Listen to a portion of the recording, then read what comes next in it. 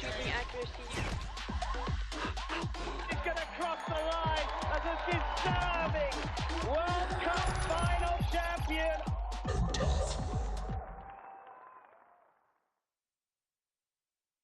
Welcome everybody back to Cairo, Egypt for the conclusion of women's semi-finals. Semi-final A took place earlier today. We now know the first 9 athletes that are going to take part in Super Sunday's final. Who are the other 9 going to be? We're going to find out. Don't go anywhere. The competition is hotting up. 18 athletes all vying for a spot inside that top 18. It's got warmer. 26 degrees with very, very minimal wind. I would argue the case that it was possibly easier conditions earlier today, but then maybe some athletes are competing in the afternoon. Who knows? It's all down to the individual, but what we do know is finish inside the top 9, and you will continue in this competition all the way through to Super Sunday's final. Pentathlon has changed a little bit this year. Bear with us whilst we explain those rule changes to you. The 5 disciplines remain the same. We begin the competition with the fencing direct elimination. 5 victories gets you through to the next round. The winner overall gets 250 points. Then we move over to the obstacles, where the athletes have to make their way through the 8 challenging obstacles. The quicker the time, the more points you get. The swimming is where the first change comes in. The freestyle race has reduced from 200 meters to 100 meters. The quicker you go, the more points you get. Those points are way, way more important than swimming now as well. And regarding the laser run, there's now 5 shooting routines which begin right at the start of the first lap. 5 visits to the 10-meter laser range, 5 hits needed in order to progress. You complete the 5 laps, and as always, the first over the finish line is the winner. But at semi-finals, it's all about getting inside the top 9. This is Modern Pentathlon 2026, which is even faster, even more frantic than ever before. Welcome to Cairo, Egypt, for the first World Cup of the season. Myself, James Andakis, and former athlete Mariam Amr joining you in the commentary box. Mariam, welcome back to Cairo. Thank you. It's been an amazing semi-final A, and I'm super excited to see how semi-final B will go. I mean, we've seen just how dramatic the changes have been impacting these athletes' results, and yeah, it's just more to add to the dynamics and ever-changing aspects of the sport. But here you go, the event start list. We have Victoria Sazanova topping up the pile in yesterday's fencing ranking round. But we saw earlier on in semi-final A, didn't make that much of a difference, did it? Because Paula of Guatemala made it from 15th in the ranking round, made it all the way up into first place and won the direct elimination round. I mean, listen, that's one of the things that I think is super important to reflect on in this current format, in that anything can change in the blink of an eye. Do not turn off your TV sets, folks. This competition is going to be dramatic. So we introduce the athletes one by one as they make their way out onto the course. Tatiana Tomatos from South Africa, a bronze medalist at the Under-17 World Championships on home soil in Johannesburg last year. Hanna Jakubowska of Poland. Part of their developing depth of field. Limited World Cup experience. We'll see how she gets on here in these semi-finals. Emma Mezares, part of Hungary's 4 women's semi-final contingent alongside Gulyás Guzi and of course Erdos taking place. Junior to senior transition athletes. Eliza Milikova, independent neutral athlete squad member. Limited senior World Cup experience as well. Good to see the youngsters starting to break their way through into serious parts of these competitions. Maria Necic back from injury. 2024 World Cup Budapest gold medalist, World Cup final silver medalist, and I think was one of the standout stars of the show. Yeah. For serious arm break, kept her out and caused lots of problems for her, but she's back with a vengeance. Florina Yurt, her twin sister Katrina, safely through alongside other sister Anna Yurt. Colleen Flavon who has really broken into the senior scene and established herself as one of the athletes to watch. 2026 French senior champion, 2025 European under-22 relay champion, good strong obstacle performer as well. Jing Fu from China, part of China's impressive performance in this competition alongside Mingyu Zhang and Shi Yaowu, who we saw in semi-final A. Louison Casali, another consistent French competitor, fourth at the 2024 Junior World Championships. Was close to a Junior World medal for several years and another part of the strong up-and-coming French contingent. Zeina Amr, one of the exciting young Egyptians. 2024 Junior World Championship Women's Relay gold medalist and sister of our co-commentator Mariam Amr. Mingyu Zhang, we mentioned a moment ago, a Paris 2024 Olympian, 3 times Asian Games champion, one of the most decorated Asian pentathletes of the modern era. Into the top 7 we go. Rita Erdos, so close to qualifying for the Olympic Games, a bronze medalist. Yeah. In the 2024 World Championships. I think could have been a chance of even winning a medal in Paris. Didn't quite make it to qualifying. And she is obviously back with a bang. Sofia Cabrera, well supported by the Guatemalans. Very impressive and consistent athlete on the pentathlon circuit. Up next, an exciting young British athlete, Chloe Johnson, another one of the University of Bath breakthrough athletes, 16 at the 2025 Junior World Championships, impressive debut at that level. Good fencer as well, 19 wins for her in the seeding rounds. Garnet El Gindi, only 18 years of age. The 19 Mixed Relay World Championship gold medalist, one of Egypt's up-and-coming athletes to watch, of which there are many. Jana Ateya, another rising Egyptian talent. Watch out for this Egyptian team, by the way, Mariam. They are... Yeah, they're storming. Unsurprisingly, they are just... We're missing Farida Khalil as well, who's not competing in this competition. Injured, right? No, she's actually trying to qualify for the Youth Olympic Games in fencing, so she's at the World Champs right now. Wow. Violeta Huereva, 2025 World Cup silver medalist here in Cairo, which was her first Senior World Cup medal. Good year for her last year. And then finally, Victoria Sazonova, very exciting athlete. Everyone's very excited about how she has emerged seamlessly into the seniors. 27 victories. She has a baby face, but I promise you, she fences. She's like an assassin on that fencing piece, isn't she? So those are your 18 athletes vying to get inside the top 9 for a place in Super Sunday's Super Final. 9 are already there, 9 spots still to go. And qualification is just getting harder and harder, isn't it? It is. I mean, just making it to the finals at this point is a target in and of itself. Enjoying things though, aren't we? We're enjoying how this competition is developing.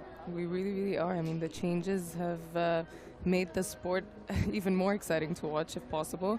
And listen, you are a big fan of this sport, as am I, but I think people watching from home are starting to realise just how exciting pentathlon is, aren't they? Exactly. I think now we get to share that passion with viewers from all over the world. That is the direct elimination draw sheet up on your screen now. We're going to be starting with the 4 bottom-ranked athletes from the ranking round yesterday. We have Mezaros of Hungary up against Jakubowska of Poland. And the second match of the table of 32 is Melikova, individual neutral athlete, and Tomatos of the Republic of South Africa.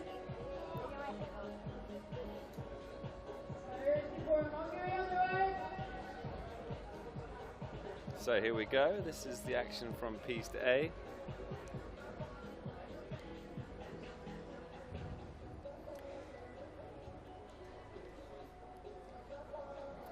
And it is Jakubowska versus Mezaros.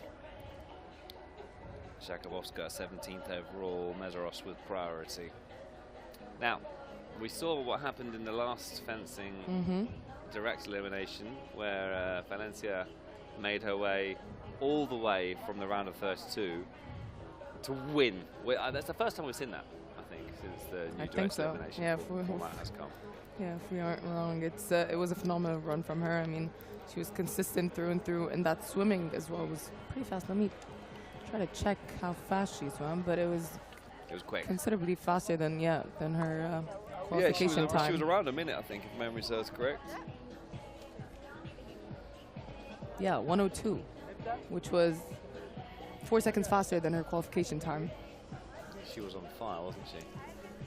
So there are two fencing pieces, fencing A and fencing B. We'll focus most of our attentions on fencing piece A, but we will of course bring you the results of fencing piece B, and you can enjoy those results below as they take out. But we'll be commentating on Jakubowska versus Mezaros, top of your screen, but don't forget Tomatos and Melikova just below. This is the round of 32. Winner will face the two highest ranked seeded fencers from the seeding round. Mezaros with the first touch, 44 seconds ago. Tomatos makes it 1-0 as well.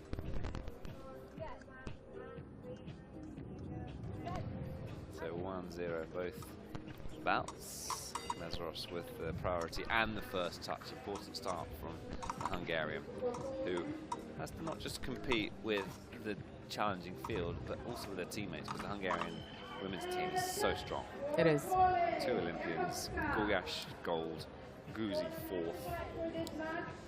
Yeah, the expectations rise, but she also can take inspiration from them and try to follow along with their routines and their training routines. And yeah, I think it just makes the team stronger overall.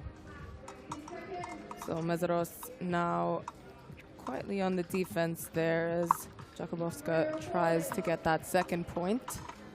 Mezaros defending greatly, but Jakubowska, it was kind of like tactical and quiet from Jakubowska. Second win for her. 2-1 then to Jakubowska, and it's level. Mezaros. 9.5 left on the clock.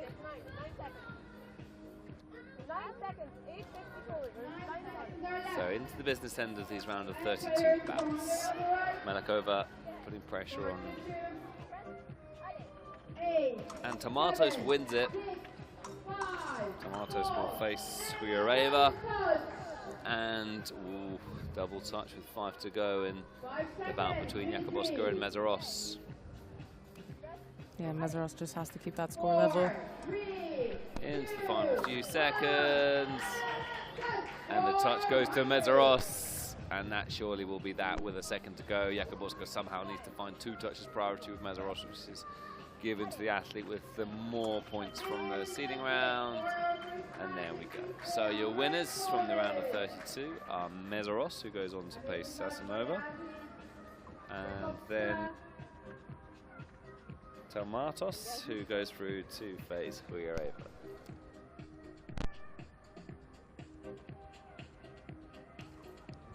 Now we are having Sasanova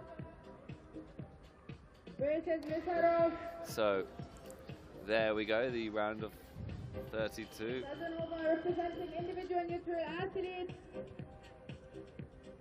Priority for Sasanova on the right. On piece A.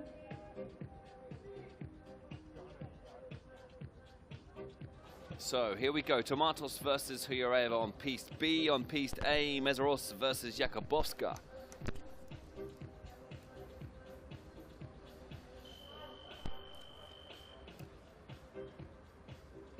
Sorry, I got a bit confused there. Mezaros versus Sasanova.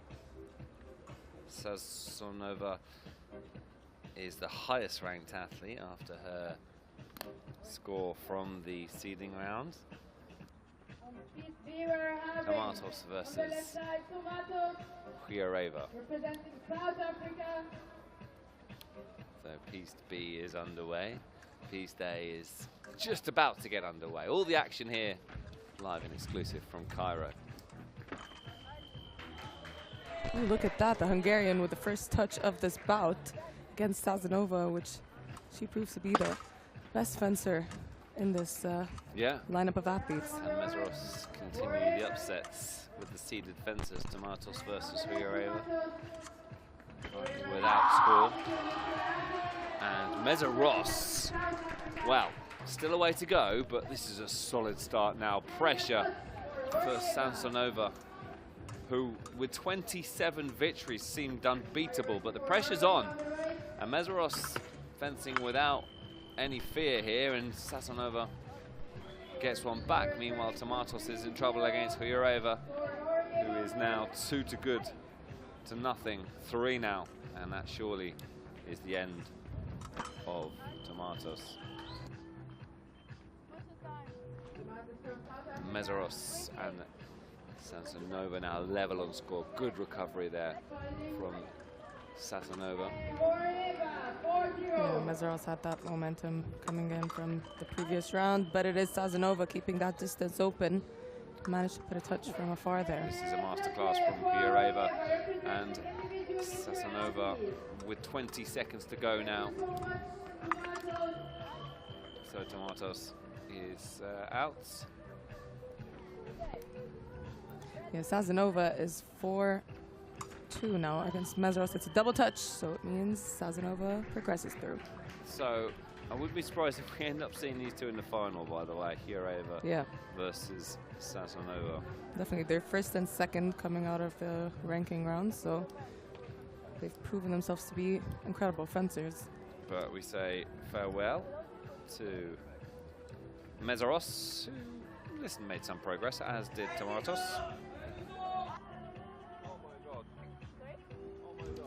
So we continue now with, well, this is an interesting one for you, man. Go on, introduce the next athlete. Yeah, on the left-hand side of your screen there on P-State, it is Zeina Ahmed representing Egypt. She is my younger sister, so I am proud of her, but we are impartial in this commentary box. Listen, I think when it comes to family, we can let you be supportive. We made you commentate your husband. We're now making you commentate your sister. It's never easy for a former athlete to sit here and sit as firmly on the fence as Mariam tries to do. But listen, Amir versus Zhang, it's an interesting battle. We'll see how it progresses. Kazli versus Erdos. And listen, the seeding rounds, you'll kind of put it behind you at this point of the competition now. It's all about beating the opponent in front of you. Kazli and Erdis below, still without score. 50 seconds on the clock. Mariam Ahmed watching intently to see the tactics of her sister. Any insight you can give us here as the flesh forward there from Zhang is defended and it's a double touch? Yeah, I think Zeina just needs to keep her nerves in check. I think that's what gets her the most. She's an incredible fencer, and she's done herself well in fencing competitions as well. It's another flesh from Zeina, and it's another double touch. So essentially, they haven't started the bout yet at 2-2. How old is Zeina again? Zeina's 21. 21. Turning 21 next week. She's kind of of age now, where it's time for probably a breakthrough. Yeah, I think competition for her coming, you feel? Yeah, I think it's more of a psychological, like physically and in terms of her capabilities, she's a really talented athlete, and I say that with no bias whatsoever. She really is. I try to be supportive of her, but yeah, I think the coaches do the job. She celebrates the victory there. She's not got priority her way, by the way, so this is important for her to keep this lead. She's gotten a yellow card as well, so she needs to be careful. Erdos 2-1 up against Kazli in the piece B, the bout below. Zhang looking to respond here, putting pressure on Amur at the back of the piece, and Amur gets the touch for Sue. Yeah, it was nice cart and repost there from Zeina. This will be a big win for. This is very different style of fencing from Zeina. She usually goes for the fleshes and the attack, and she's on a different style. It's working for her. She just got the win there. Zeina Ahmed progresses to the table of 8. She's not got an easy bout in her next match. It's up against the highest ranked fencer, Samsonova. I think if she won that, that would be a real impressive bout. But I still think quarterfinals for Zeina is not bad.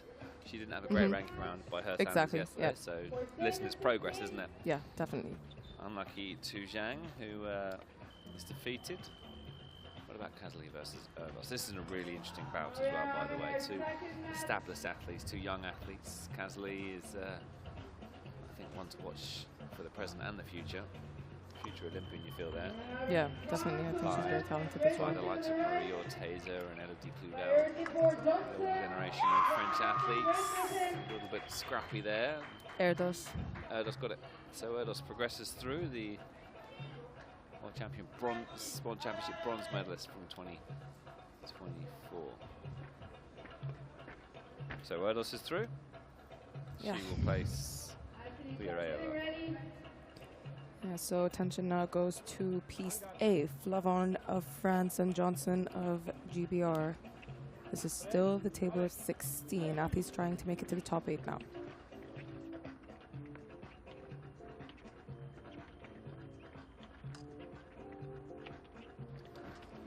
So Flavon versus Johnson. This is an interesting tie.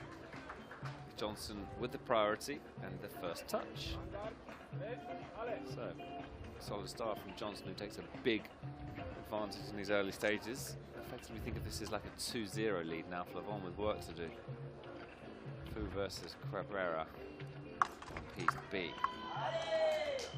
Good response that from Flavon. The French team sat just to the left of us. Cheers of Allais coming from the crowd, one apiece. Awesome for Flavon to get that touch now. Has momentum switched in this round of 16. Tie between Johnson and Flavon of Great Britain and France. Priority with Johnson. A touch here then would be a real big step forward for Johnson. Meanwhile, Flavon has potentially wrestled back momentum if she takes a 2-1 lead. Yeah, 5 points means 5 different tactics you have to implement to get through your opponent, and it's unfolding in front of our eyes. I mean, each touch is essentially different, and yeah, you got to switch it up, or else the opponent in front of you is going to read your tactics, and you're just going to get caught in that. As Johnson goes for a flush again, Flavon has defended really well here. It's 3-1 for Flavon at the moment. 10 seconds to go. Johnson needs to find 2 touches. Flavon can defend here and does, and attacks in response. 4-1. Flavon will progress through to the quarterfinals and does so in style. 5-1 after a double touch. 5-2. She went a point behind, but bossed the latter end of that tie. Cabrera versus Fu.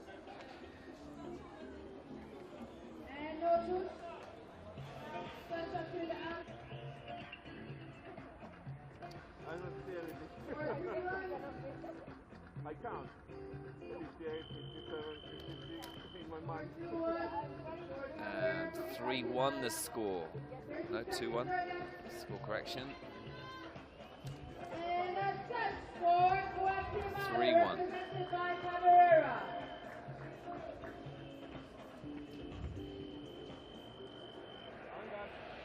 Yeah, so these are final 3 matches of this table of 16. Only 6 of these athletes will make it to the top 8. Sorry, only 3 of those 6 athletes will make it to the top 8. So up on the upside of your screen there, Yurt versus El Gindi. It is 0-0 at 40 seconds. Party with El Gindi. Yurt is pushing it to the back of the piece, but El Gindi, beautiful timing there. There's one up.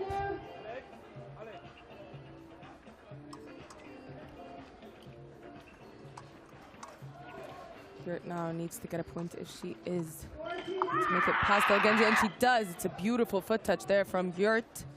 One up high, distracted her opponent, and then got that foot touch. Really good timing from her as well. On piece B, though, it is Cabrera currently leading this bout, 3-1. And there you have it. It is 4-2.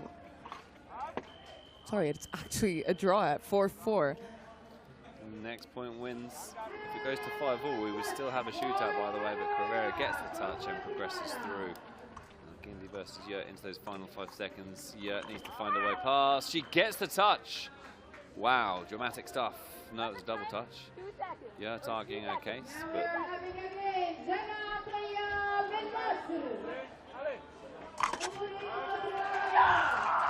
and that's a big step forwards for victory now for El Gindi. With Mission Impossible, 2 touches required in 2.6 seconds. And overcommitting there. And now Gindy's done it. Matter of just ticking that clock down now. Nedchik versus Atia, an intriguing battle below, by the way. So 1 second remaining, and it's... Look at Nedchik getting a phenomenal laser on her, by the way. Gindy has done it. Gindy versus Flavon in the quarters. Yeah, so this is our final match there on Piece B. In this table of 16, we have Maria Nedchik and Jana Atria, crowd favorite here in Egypt. And Nedchik, representing individual youth athletes. Okay.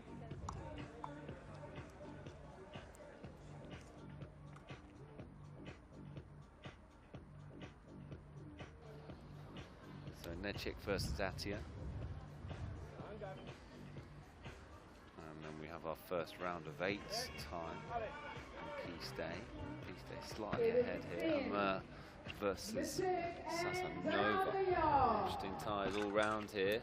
Nedchik and Atia. Zena, by the way, switched to a French grip to go against Sazonova because she knows Sazonova is incredibly strong. That was a beautiful repost there. I wish we had a replay of that one, honestly. That was a really good touch from Zena. Interesting that Zena was switching up style. Switching up like grips. Yeah. Wow, I don't remember seeing that before. I mean, it probably happens and we don't notice, but that's interesting. Nedchik Atia is still in a battle below, by the way, 1 apiece. Double touch that one? No, yep. Yes it was. So good start from Emma. Sasanova started slow in her previous battle as well, by the way, against Mezaros. And came back strong. 30 seconds to go. Sasanova definitely the favourite heading into this tie, but good start from Emma, who's fencing very well. Chooses the French grip over the pistol grip to try to counter her opponent's weapons. Another double touch. Job done so far. Yeah, 20 seconds still on the clock, though. Atia versus Nedchik 2-1. This battle seems to have been going on a while, doesn't it? Yeah, they've been going at it for a while now. Atia has one up. 2 Egyptians on piece at the moment. And there we go. I think there is a conclusion below. Sazonova levels the score. So no, still going below with Nedchik versus Atia. Sazonova in the final 10 seconds. Emma now needs to attack. And Sazonova is ready, sidesteps and defends well, and now has a massive lead, really, with this final 10 seconds. Emma has to get a touch in the next few moments. Priorities with Sazonova. Double touch, was it? No touch. She needs 2 in the last 4. Has to lunge forward now. And there we go. The touch for Sazonova means that she does progress through to the semi-finals. Sorry, Mariam. Yeah, that's fine. I think she fenced well, and I think it's hard to fence with a grip that you're not usually fencing with. So if you're just tuning in for context, Mariam's sister is Zena Emma, who's done well to get through to the quarterfinals. Will she be happy with that? Yeah, I think so. I think she. I think now she'll be in 8th place, which is a huge jump. Actually, not that big, but yeah, I think still any points she can get on this piece is an advantage. So, Erdos versus Huayeva on piece B. Did we see who won the battle, by the way, between Erdos? Sorry, not Erdos and Huayeva. I've dropped behind here, forgive me. Atia and Nedchik, who won that battle? I think it was Jenna. We'll have confirmation on that in a bit, but yeah. So Rita Erdos and Huayeva on piece B, Flavon and El Gindi on piece D.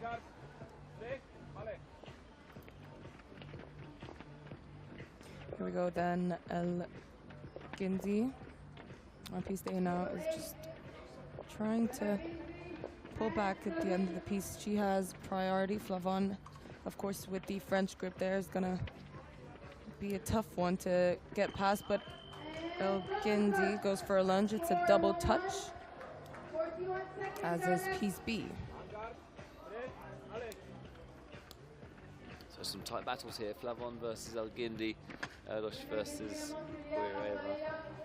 Erdos versus Huireva is an interesting battle. Yeah, another double touch for them puts them at 2-2. Elgindi again, just drawing to the back of the piece. I think she might want to go for a bit of a different style. She's been doing this since the beginning of the direct elimination. It's another double touch at 2-2.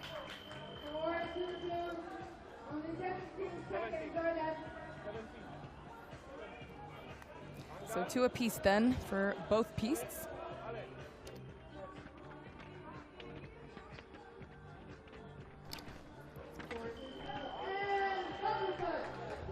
Another flush there from Flavon. It's another double touch. This is a very tight bout here on piece day. Elgindi versus Flavon with 8 seconds on the clock. Flavon has to make a move now. Oh my goodness me. Flavon with the touch right when it was needed. Elgindi's still in this though. 5 to go. Flavon's giving herself a chance. Meanwhile below, Erdos moves into a 4-3 lead as well. Both battles finally poised. Elgindi, no, it's Flavon.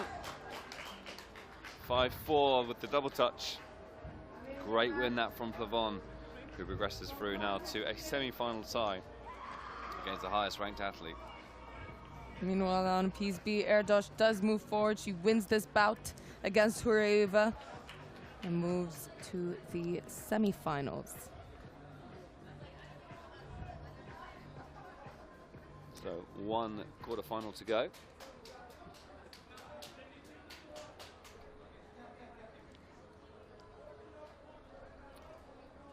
Sofia Cabrera going well here against Atia.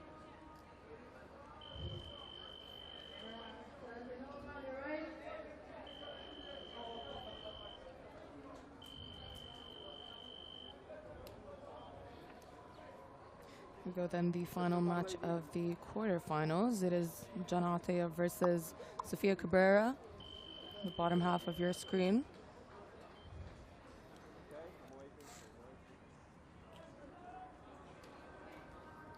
So we have a semi-final and a quarter-final on our piece. Flavon versus Sassanova. Is your first semi-final, which I think is being held for a moment or two. Cabrera versus Atia ongoing in our final quarter-final tie. Once this tie is complete, we will have just 1 bout on the screen to bring you. Piece day becomes the showpiece. Cabrera versus Atia. Okay. I think Flavon and Sassanova's being held, by the way, possibly until the start. Alright, here we go. They are going to put to the test. Here we go. Flavon versus Sassanova in this first semi-final takes place. The highest ranked fencer.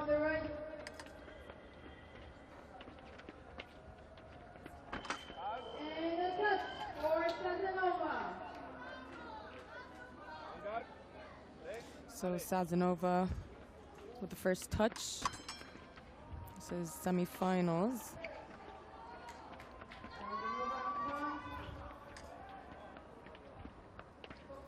And Flavon as well as Sassanova both with the French grip. This is going to be interesting. Flavon goes for the flesh, misses, and Sassanova closes up that counter 6 beautifully. It is 2-0 for Sassanova. These are some big points. One of these athletes are going to be into the finals, and it is a beautiful third touch good there from Sassanova. It's insane. Her timing is insane. You got the reaction from the crowd as well, that one. You're enjoying what they're seeing. Sassanova is a really good fencer.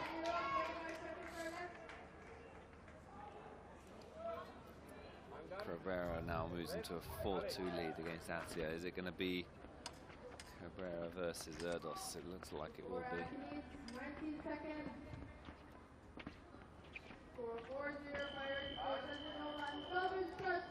And it's a masterclass by Sassanova. 5-1 victory over Flavon, and she coasts to the final, by the way. She does. I mean, I think that in the qualifications she got 26 victories and 3 defeats, something like that. It was probably her biggest challenge came from your sister, Zaina. Yeah, I think she gave her a bit of a surprise with that French grip there. Mix things up a bit. It's clever tactics there from Zaina. You'll have to ask her about that when you give her a lift home later. She asked me for that. These are actually my fencing weapons. These I are saw mine. you handle Yeah, I that. used to do. I used to fence with a French grip, so I got her some French grips from So one. you knew that was going to happen beforehand? Didn't quite know who secret she was tactic. gonna use it with, but yeah. So the piece being held for the final because we don't know who's going to be in it yet. We're still in this quarter-final bouts. And Atia's turned it around. Brilliant stuff. Atia through to the semi-final against Erdos.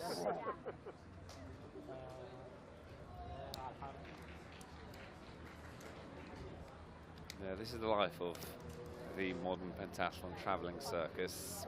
Mariam had 2 epi fences in her car earlier, which she handed over to her mother, who then handed them over to Zaina. Yeah. I didn't know she was gonna do that, but yeah.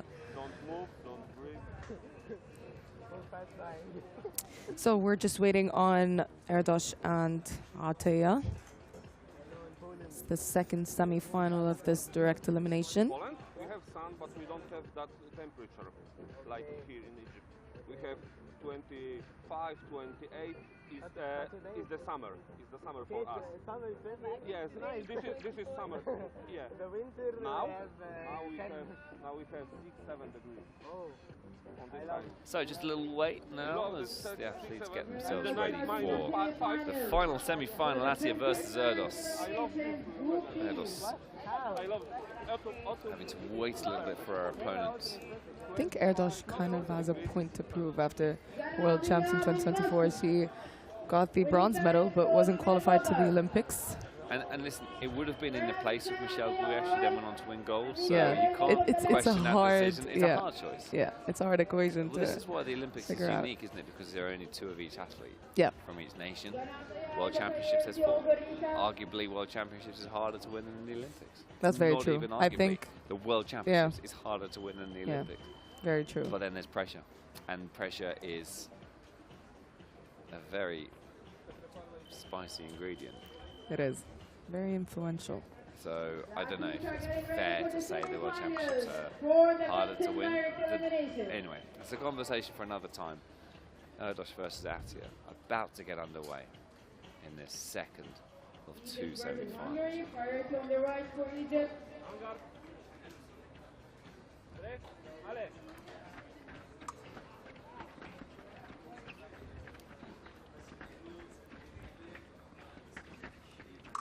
Here we go then, Erdos versus Ataya. Second semi-final of the semi-final B. Erdos pushing Ataya to the back of the piece.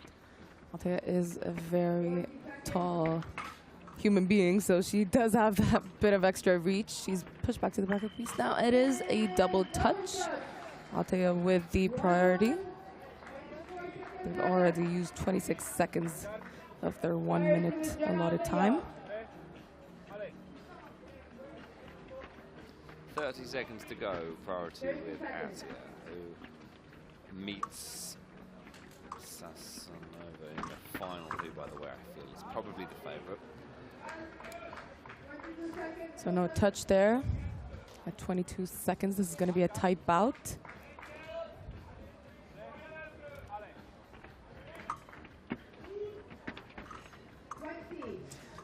Some good stuff from Janatea. Tries to pull back, but Rita Erdos was very insistent on that attack. It is 2-1 in the semi-final. Erdos currently in the lead of things. 17 ثانية.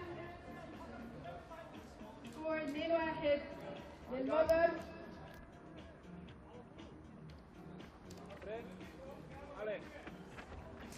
Here we go then, Ataya now switching up the pace, going for the attack. It's another double touch. This is dangerous for Ataya. We're getting closer to that 5-point mark, and it's 15 seconds on the clock. Erdos, let's take a quick breath and see how things are gonna go now, because she has to switch up those tactics.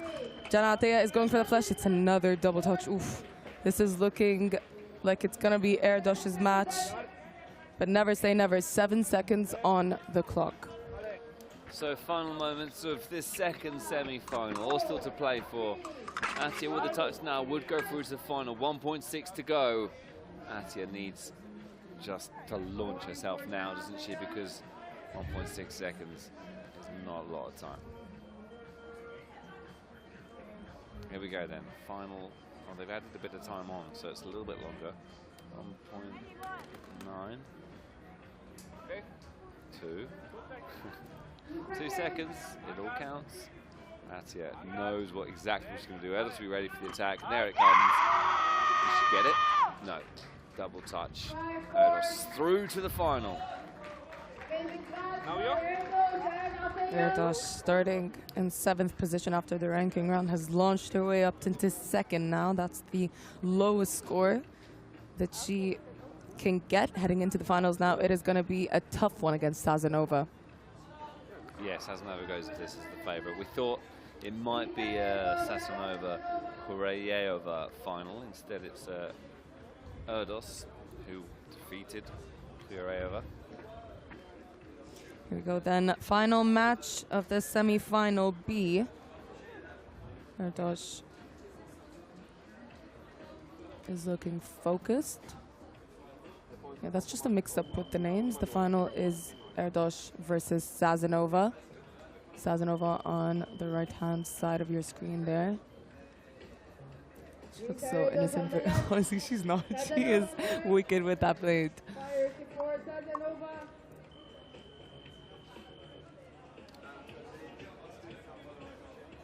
So, Sazonova coming up with a bit of battle against Demir, but otherwise coming through fairly unscathed to make it through to this final. Now looking to secure 250 points. 244 already in the bag for both of these athletes. Who takes the final 6 points is decided by this battle. It's worth 6 essentially, this final.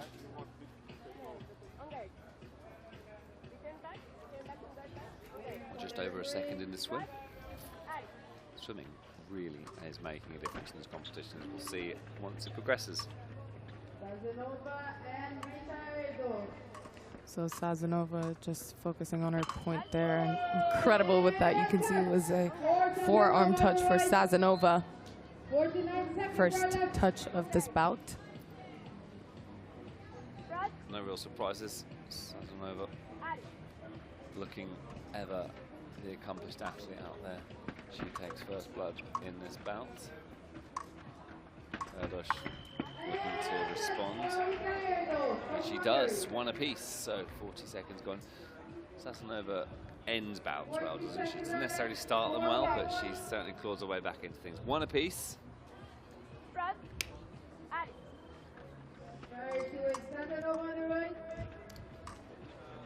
So 1-1, there we go. Erdos versus Sazonova. Sazonova makes it 2-1. Of course, it's finally poised, isn't it? So final here of the fencing direct elimination. There was a counter parry, but it is a double touch. It is 3-2 for Sazonova as things stand. Still 28 seconds on the clock, though. First to 5 is the winner of the direct elimination.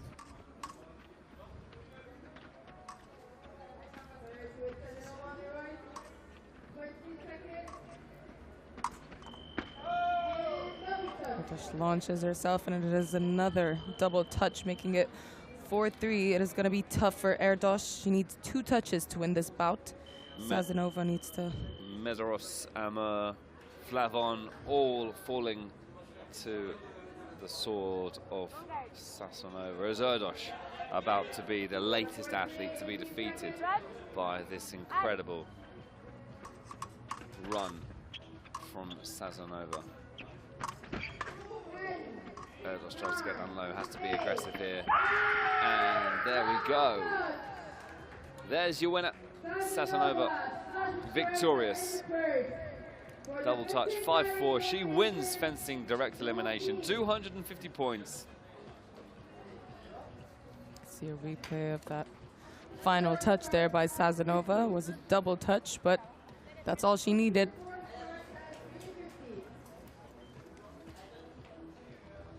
Honestly, it was kind of expected for Sazonova to win this direct elimination. She's a master of this discipline. So let's take a look then at the scores and the confirmation of the points. Victoria Sazonova 250 points after victory in the direct elimination. Reese Rodos in second place, Flavon in third. Amur 7th, Johnson 8th, Zhang 9th, Kazli 10th, Fu 11th. Yurt 12th. It's all about that battle for 9th, currently occupied by Mingyu Zhang. Top 9 qualify for the final.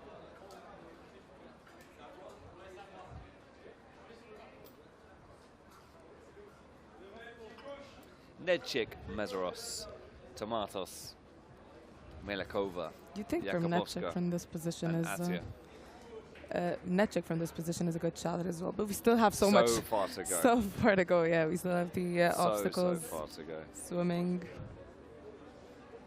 and that is the confirmation then of how Sasanova won. That concludes fencing, folks. We're going to move on to the obstacle in a short while's time. We'll watch the replays and then we'll continue the competition.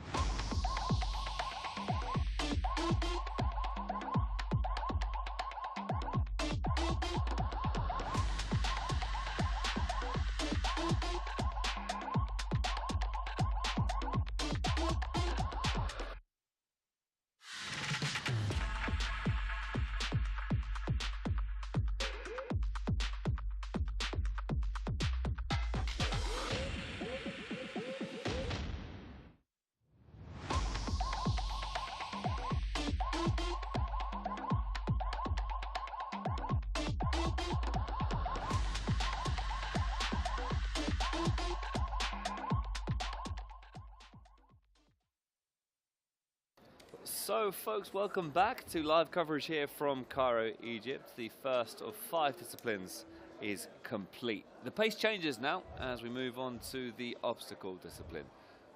8 obstacles for the athletes to get past. Steps lead straight into the big wheel. Fairly straightforward part as you ease in to the tilting ladders where things get very complicated very quickly. Tilting ladders, there's time to be made up, but there's also time to be lost if you don't nail it. Over, under, through, again, is all about precision. It is something you've got to be precise with, but time is there to be made. Then it's the wheels into the giant step. Then the climbing holds, or the globes, as are the case here, and the flying hoops. It does vary from competition to competition. And then, of course, into the finish wall. Yeah, some of the athletes found the finish wall a bit difficult this competition. Well, I spoke to, who was it I spoke to? Irene Prampolini, who slipped. She actually said the grip tape on the finish wall slipped away underneath her. She climbed. So, and also she, again, just to talk about the issues that athletes face, she has blistering on her fingers. She's not been competing in there, as you see the point of view. She's not been competing in this discipline for long. You have to go and get through those blisters, don't you? Yeah, your skin has to get tough before you start to get fast in this sport. Yeah, definitely. That's the flying hoops in that POV for you. Into the giant steps and over to, I think, is the most difficult part of this course. It's a blend of upper body strength but also grip strength. And if your hands do get, if your palms do get sweaty, then you have a big chance of slipping up the finish wall. And the buzzer. I think also, as we see the start list, gloves are banned, aren't they? Yeah. You can't wear gloves. Yeah. It's part of. Well, it does help with grip strength, so that's why it's not allowed. But most athletes weren't wearing gloves anyway. Excuse me? Most athletes weren't wearing gloves anyway. Yeah, that's true. It's just something that they can't use to help with their performance in the obstacles, but... Redundant conversation because they're illegal anyway. Yeah. These are the heats in front of you for the semifinal B.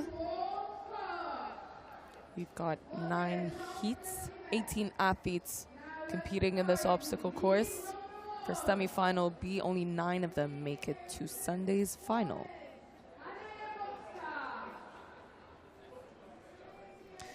So heat number 1 on the blocks now. Hanna Jakubowska and Aliza Melikova. And we have seen a quick turnaround with positions. If you do a good obstacle run, you can really shoot up those standings. So Melikova versus Jakubowska into the wheels, straight into the ladders. Yeah, Melikova, losing some momentum there, Jakubowska. Yeah, and you can see just how quickly you can lose time. So now into the flying hoops. Good pace that from Jakubowska, but Melikova is coming back well here.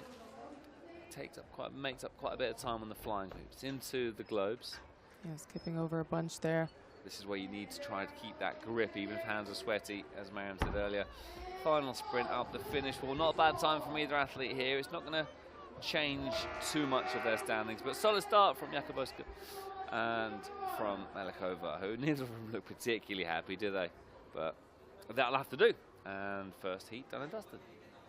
Yeah, I mean, when you see the personal bests of these athletes, it could have been on a different course with different obstacles. So that's why it's not really an indication of their personal best and what they're able to do, but mainly on where they stand with the rest of the field. Moving on to heat 2 now. It is Tatiana Tomatos and Emma Mezaros. Tomatos versus Mezaros, here we go. Tomatos on the inside, Mezaros just in front of us here. I run it through, they go into now the flying hoops. Flying hoops, a great name for this obstacle as well, though, because they literally have to fly through. Lands it, and over the steps now into the globes. Good paces from Tomatos. Yeah, she's been training with the Egyptian team as well. Lands it, finish wall.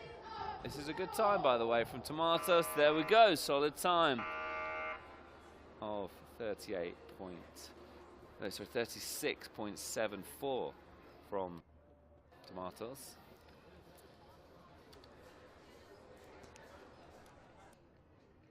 Now let's welcome heat number 3, representing individual neutral athletes. So, good stuff. Fastest time of the day so far from Tomatos. And we look forward to our next heats, Maria Nechik and Florina Yurt. Here we go, we're off with heat number 3. So good to see Maria Nechik back on the pentathlon circuit after that nasty arm break in Budapest last year. Yurt with a very solid start. Look at this pace from Florina Yurt. The Yurt sisters have always been good at obstacle, it has to be said. Into the globes, and this is a fast time, make no mistakes now, and this could be really good, although good recovery from Nechik, and Yurt's lost a little bit of momentum through the globes. She's had to go back to basics a little bit, slow it down a little bit. Could have been quicker, this from Yurt, who was so quick for the opening stages. Still the fastest time of the day so far. Nechik, slower by her standards than she's been before. There might be a bit of nervousness from Maria Nechik, you feel. 35.49 and 31.35. Solid times from both these athletes. I think Florina giving herself a bit of an advantage. It was a solid time for her. I think she lost some time on the globes there. Oh, look at that. She slipped up in the first one, but still managed to put in a good time, which means she could go faster if she is to make it to the finals. Well, and also, it's sometimes if you slip, it's about just continuing. You know what I mean? Like, you could easily slip off. Exactly. That's the point where maybe last year we'd seen athletes slipping off and losing lots of time. Improvements are endlessly coming in as Fu and Kazali begin heat 4. Great pace out there from Fu. Through the tilting ladders. Different technique you see from the boys especially, who skip out a whole ladder pretty much, don't they? Yeah, the boys are incredibly fast. Different style through the flying hoops as they progress now into the globes. This is where, again, time is either lost or gained. Pretty solid from both of them. How are they going to get on with the finish wall? The finish wall is taking a lot out of these athletes. Struggling a little bit with the grip tape, I think, aren't they? Kazli, she nearly slid down there, losing heaps of time in the end there. Fu and Kazli, 38 and 40. Slow course this, isn't it? Yeah, I mean, it's two of the most challenging obstacles in here today. We have the flying hoops, obviously tilting ladders, but then the globes, as we see, catches out some athletes there. It's a difficult course. Yeah, I'm not sure we're going to see any world records set here in Cairo.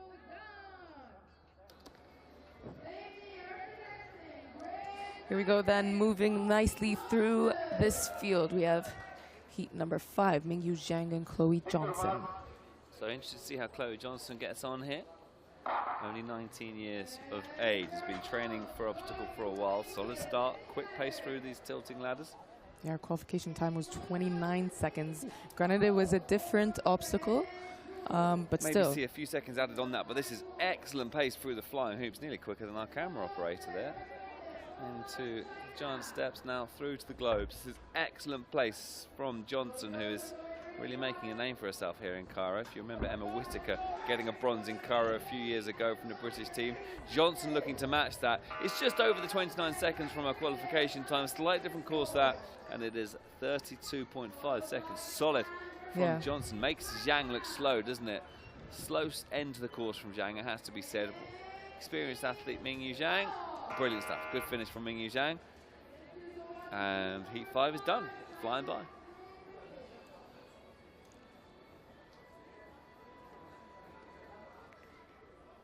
Chloe Johnson, just 19 years of age. I think it's the fastest time of the day so far. Definitely, by some seconds actually. So that should put Johnson, it will definitely put a provisional first. Here you go then. This is the midfield pack. Zaina and Cabrera. What do you make of Zaina's quick, isn't she? She is, but yeah, hopefully she gets her nerves in check. I'm going to leave you to commentate on this one. I'm sure you are. Amur on the outside, Cabrera on the inside. Amur is a very natural obstacle athlete, by the way. Always carries a lot of speed for her. I do enjoy watching her. Over under through into the flying hoops. My goodness me, that pace through that first hoop was insane from Amur. This is a solid time. Now, how's she going to get on with the globes? Because at the moment, this is looking like it could be the fastest time of the day from Amur. Just loses a little bit of time for those opening through globes. Strong finish. Finish wall. 32 is the quickest time, and she does it. That's brilliant from Amur, who celebrates in style. Solid time from Cabrera as well, but it's all about Zaina Amur at 32.34. It's either the best time or there or thereabouts. Solid from Amur. Mariam can talk again.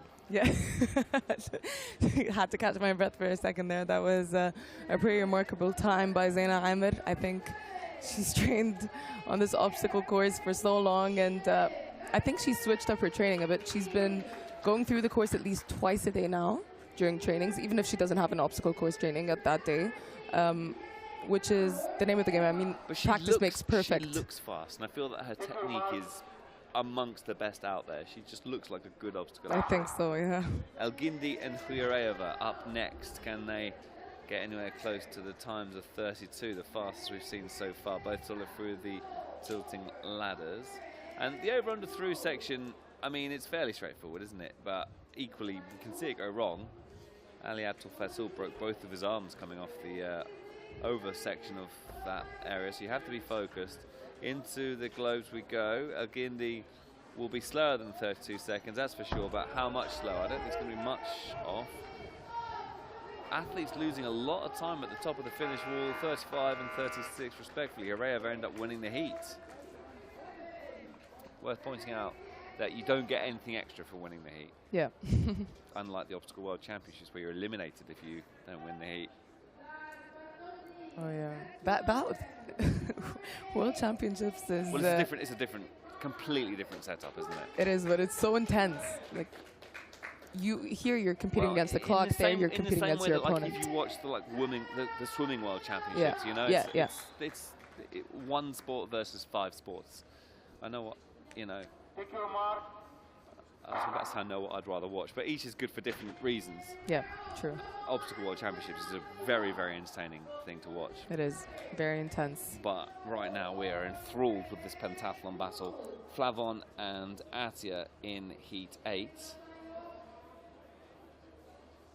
Yeah, through the flying hoops they go. Atia a bit faster there. Big steps into the swinging globes. Solid start this there. Really good finish. Ati has always been good at obstacle, and she continues that pace another 32 seconds.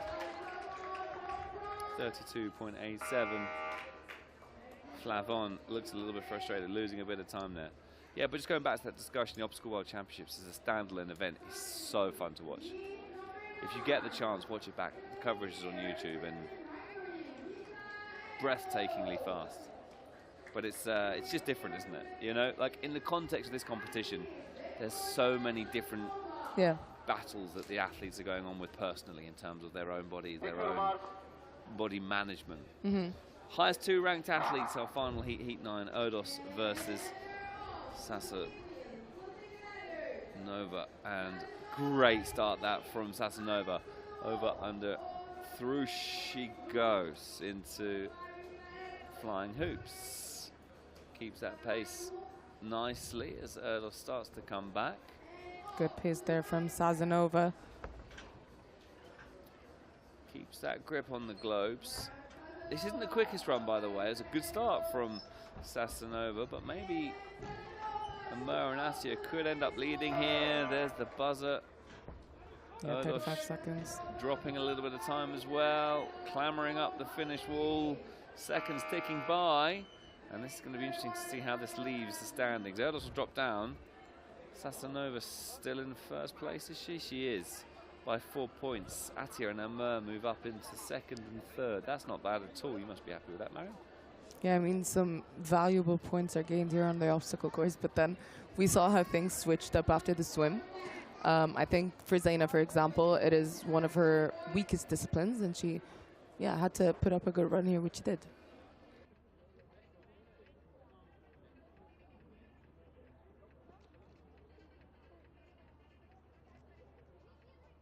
Just seeing the replays then of that final swimming obstacle heat. I'm getting ahead of myself there. Swimming's next, James. Come on.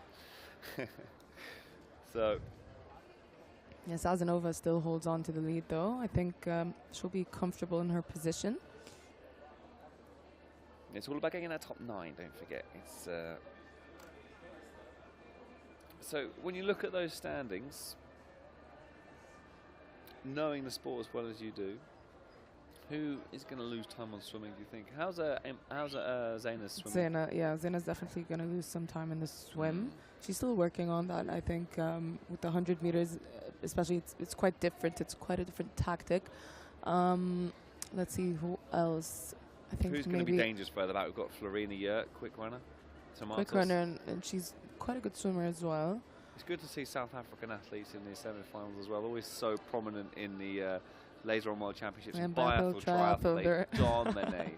They're really, really medal quick. Medal after medal after medal. So it's good to see that transitioning into Pentathlon. Kazali is one to watch for as well. Nedchik, let's not rule out Nedchik at any point. Poppy Clark was 13th and finished in the top 9. That's true. So still all to play for. Right, we're going to move on to swimming, but first let's just catch up with the montage of obstacle first.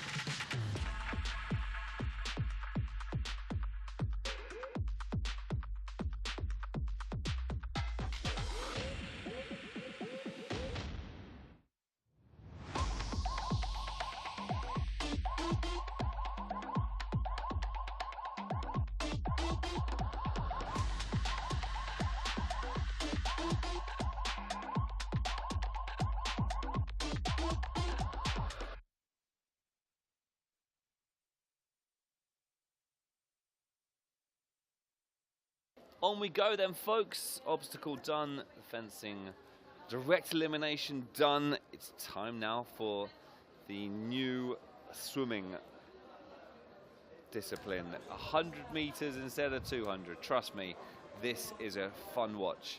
The athletes have to give everything over those 100 meters, and every second that they lose costs them 5 points. for context, 6 points the difference between first and second in the fencing direct elimination final. So it does make a big difference. And there it is, the transition to the pool. And the swimming start lists are being handed to us as we speak, and we can take a little look at the scores so far. The difference between 9th and 10th is 8 seconds. This is all going to change, though. This is the thing I love about swimming now, is it's by no means a given. I think it's one of the more important disciplines as of now. I think it's gone from the least important discipline to probably one of the most important disciplines. Exactly. I think fencing lost a little bit of its, I don't know, importance, I guess. It's still very important, but the points are capped. You can only get a maximum of 250. Fencing is it was heavily weighted towards fencing, wasn't it? It's kind of balanced things out a little bit now. So it's like each discipline kind of feels as important as the next, which I suppose is what you want, isn't it? Because you want each discipline to be as important as the next. You don't want to be able to just coast through one discipline. You've got to be the ultimate athlete. Yeah, exactly. Right, on the subject of being the ultimate athletes, we've caught up with some of the other athletes to hear their thoughts on how the transitions work. Over to you, athletes. I think going from obstacle to swimming, it's almost a little bit similar because it is both upper body. The obstacle, you just have to make sure that your hands are okay. Sometimes if you ripped, and make sure that you're transitioning well and feeling good for the swim, and then staying warm but not too stressed with like your muscles and stuff like that. Trying to get into your tech suit quickly and then get focused back on the swim, whether the obstacle went well or poorly. So between obstacles and swimming, I make sure to try not to be too stressed, especially mentally. Like do it quickly, but do it calmly in a way, and then prepare myself for swimming. And also, again, try to stay calm, but still be quick because the transition is very quick. And then I try to get more into the mentality of swimming. And maybe have a little snack as well, if there's time. And then also start with a bit of a physical warm-up just to get the muscles prepared for swimming, because it's a little bit different to obstacles, but there's not much time, so yeah, whatever fits. I do like to shake out my arms a lot. I do like to try to lose the tension I got from the obstacles, because it's a lot of work in the upper body. And yeah, so just try to like loosen it up, shake it off, and whether it went good or not, just try to refocus on the next discipline. There is a change from swimming from 200 meters to 100 meters. Of course, there is a big change in training, but also in competition, it's much shorter, which I personally prefer. And it's quite a lot of fun as well.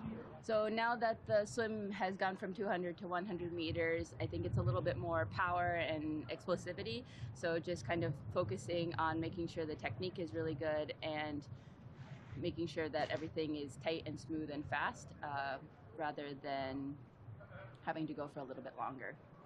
I feel like I'm a bit fresher after the 100 meter than I was after the 200 meters, but I feel like that might change in the future as well. For me personally, I like the 100 more than the 200, since yeah, the 200 is more, like you said, longer. But you have to be very careful to not go too lactic, since you have to have the laser run later, and try to have a good speed, try to push, and then just get away with a good time, but not too tired.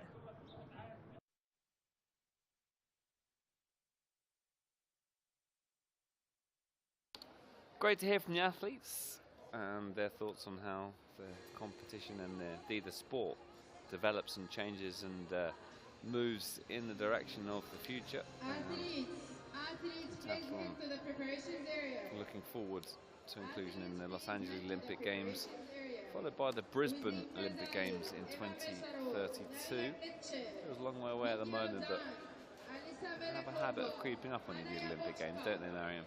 Yeah, I think we kept talking about Paris like it was a million miles away. It feels like ages ago now. Yeah. Yeah. It wasn't even the 2 years years. go by fast. They do. They do. Yeah. Wow, this is the thing that you know, athletes win gold and they're like, okay, great, I've won gold, but then it's on to the next season. Yeah, it's on to the next Olympics. Yeah. That's what I've been very impressed by Michelle Gouris, actually. She's not really taking a break. She just cracked on She with jumped into it, yeah, definitely. But, yeah, she's inspired to she's to a win hot second commodity gold.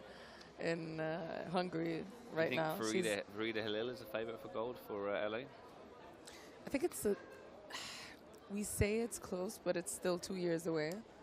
More than 2 years and a half away. Yeah, it's so basically 3 years away, isn't it? In terms of a pentathlon season, it's 3 seasons away. We could get a completely new athlete, join the field, join the action, and probably make their way to podiums by 2028. So it's Sasanova, for example. I mean, as of now, as things stand, these athletes do look like they have a good shot of winning a medal at the Olympics, but still, I think it's too early to judge. But yeah, as of now, I think they just have to focus on the current season. They have to focus on their rankings, their standings, make sure they're adapting with the ever-changing community we're in. But yes, this is, if you're just tuning in, this is semi-final B of the women's semi-final day. 9 athletes will make it through to Sunday's final. We have 18 athletes competing in the semi-final B, and we are just a couple minutes away from the swim now.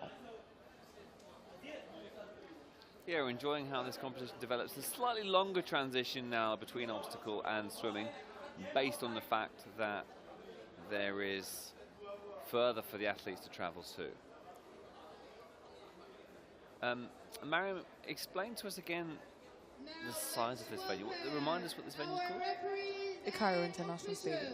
So this is where heroes in several different sports, not just pentathlon, obviously, but this is where the national teams train. Biggest sport in Egypt at the moment, is it squash? Yeah, I think squash and football are the two of the biggest sports in Egypt, and then modern pentathlon is just creeping up. Mo Salah. Yeah, definitely, yeah. It's Premier League footballers are making their way into the headlines, into... Yeah, Marmoush as well. He's... Sam Morsey plays for Ipswich Town Football Club, or used to play for Ipswich Town Football Club, was a Premier League footballer last season. So football's a big one. Squash, pentathlon's up there though, isn't it? Pentathlon is creeping its way up, yeah. Definitely, I think... Olympic gold helped, didn't it, with that? It does, yeah. It gave us a big push. I mean, given that Ahmed Al-Gandhi won gold on the final day of the Olympic Games, it was Egypt's only gold. He was shot to stardom. Yeah, I think people knew who he was anyway because of his silver medal, of course. But yeah, but I think the gold just gives you eternal status. Puts you somewhere else. You're set entirely. for life, aren't you? So these are the athletes for swimming heat 1: Kazali, Mezros, Nedchik, Zhang, Melikova, Jakubowska. So how long does it take walking-wise from here to the pool at like reasonable pace? I'd say 50. It's a bit of a long walk. Yeah, it is. Yeah, I think minimum 10. A 15-minute walk on its own is like a bit of cardio. Yeah, but they do take the bus though. The bus? Yeah, they have like there's an athlete. There's an athlete's bus. 3 buses. Not sure of the logistics. Okay. Just yeah. That bus is going to be worn out by the end of it, back and forward otherwise. Yeah. Okay, so they're not walking. That's an important step, though, isn't it? Because they need to recover. They had a little sit down and. Yeah, they do. It's not a long bus journey, though, is it? I mean, it's long for us in terms of TV, but these athletes are making their way there. They're changing into their swimming costumes. Like it's a whole process, and they never get to stop in those 90 minutes. They do not stop for a second. Transitions, the secret 6th discipline. Beautiful shot of the pool there. The sun is it's slowly going starting down. to set, yeah. Would you prefer A or B semi-final? Weather-wise, or just in general? Because I personally would rather B, because you've got a bit longer to sleep in the morning. No, but seriously. But, I guess so. But at the same time, then you get the later start, which means you have less time to recover. I don't know. There are pros and cons each and every way. What happens when the competition finishes? Like, so, say you're doing semi-final A, right? You finish at midday-ish. What does the rest of the day look like? Recovery. What's that? What is that though? Define exactly what you mean by recovery. So recovery could include anything from physiotherapy, massages, some people actually like to train because that shakes off the lactic acid instead of trying to slowly work it out of your system. It's a lot, isn't it, to go from it's nutrition, and it's so many moving factors. So you sleep, no sleep then, no? No, definitely sleep. A little bit of sleep? Sleep so is like a one of the more... a massage, sleep, some food. That's just like a nice option. I'm up for that. Well, they put in the effort earlier on, so they've earned those nice things. Yeah. That must be a fun part of the day, especially if you've had a good day. I don't know, as an athlete, it kind of... Well, it's definitely good to be in the finals and work your way up and all that, but it is you don't want to sit still, do you? I don't know how to. Like, I feel like I need to be doing something or else I'm not doing the right thing, but recovery is one of the more important aspects of the sport. One of the most important disciplines at the moment is swimming, and we're underway with swimming heat 1. Kazli Mezrov, Nedchik Zhang, Melekova and Gabowska. Kazli at the front of your shots. As the athletes make their way to the halfway stage. Yeah, this is going to be a quick heat as well. We have Eva Mezaros, Alisa Melekova, and Hanna Jakubowska with the strongest swim times, but all these athletes look pretty close together. Halfway stage, there's very little in it, as Mariam alludes to. First would arguably be Kazali, but Melekova and Jakubowska are both keeping things tight. Mezaros as well could be close. In fact, this is really hard to call. It does look like Melekova is going to win the heat at a time, you can see bottom right, of 1:01.8. So there we go, that's your fastest time of the day. 1 second equates to 5 points. Major points. Major points. We've got the coaches watching on in the background. They're curious as to the scores. Jakubowska, Melekova. There is your standings. Nedchik, Mezaros, and the live standings currently being updated in front of our very eyes.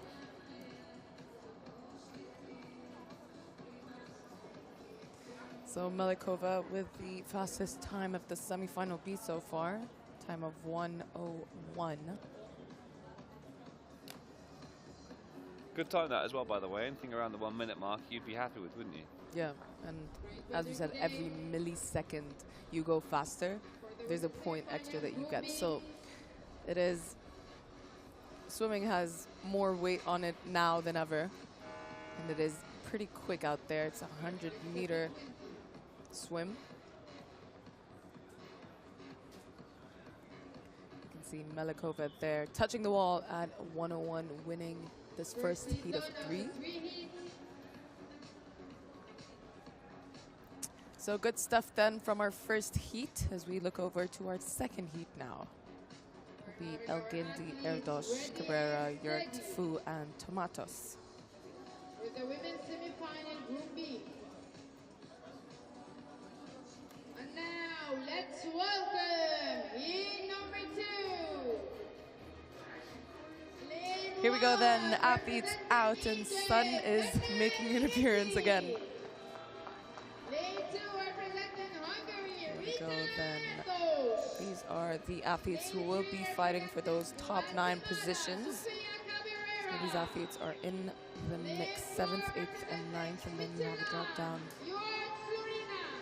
After Florina Yurt, Sofia Cabrera, Rita Erdos, gonna give you just out of those top positions.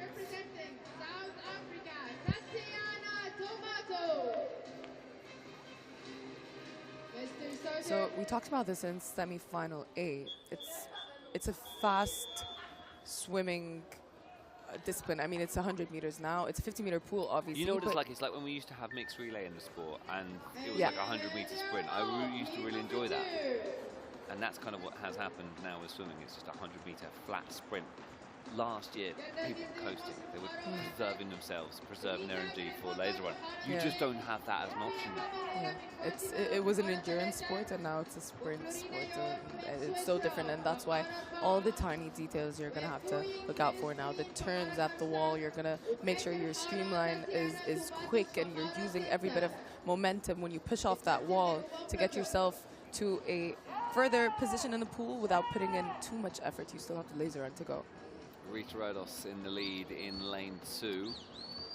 And you can see just how different the pace is between the various athletes. Martos, Fu, Yurts, Cabrera, Erdos, El Guindi in lane 6 to 1. Closest lane to us on our camera screen at the moment is lane 6. Erdos storming ahead. A time of 103.1 for Rita Erdos. Solid stuff. In fact, was it Fu that was quickest? I think it was Fu with a time of 103.11.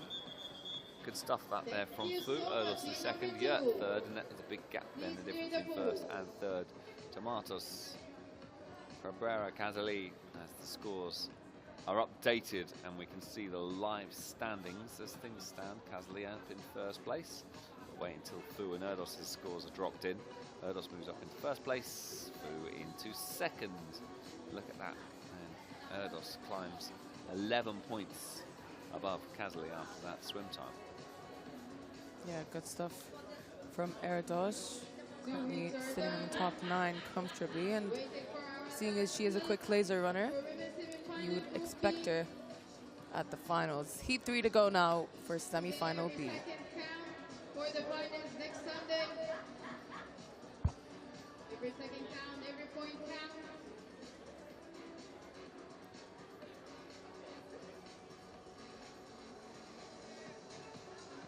So 2 of the swim heats done, third one to follow, and then we'll begin our build up to the exciting climax, the laser run. Yeah, so swimming in heat 3 is going to be Victoria Sazonova in lane 1, Donate in lane 2, Zeina Emir in lane 3, Violetta Hurrieva in lane 4, Colleen Flavon in lane 5, and Chloe Johnson in lane 6. We're expecting Sazonova to extend her lead here in the swim. She has a seat time of 101. It'll be interesting to see if she is going to replicate that time or save some energy for the laser run. She is sitting comfortably. You can't afford to anymore, can you? You can't within afford to save energy. It's an old habit saying that. We just can't do it. She's in first place though, and she does have quite the lead. 3 seconds is 15 points. Yeah, you're right. Yeah. 3 seconds is 15 seconds. Every second is 5. You can't save the energy. You used to be able to, but now you're in trouble if you slack off. You've got to give it everything during this 100 meters. Athletes having to remind themselves now that they have to keep that pace going. So here we go. Final swimming heat. Johnson, Flavon, Correa, Amur, Atia, and Sasson Nova in lane 6 to 1. Lane 6 closest to us, lane 1 farthest from us. And I feel like this could be an intriguing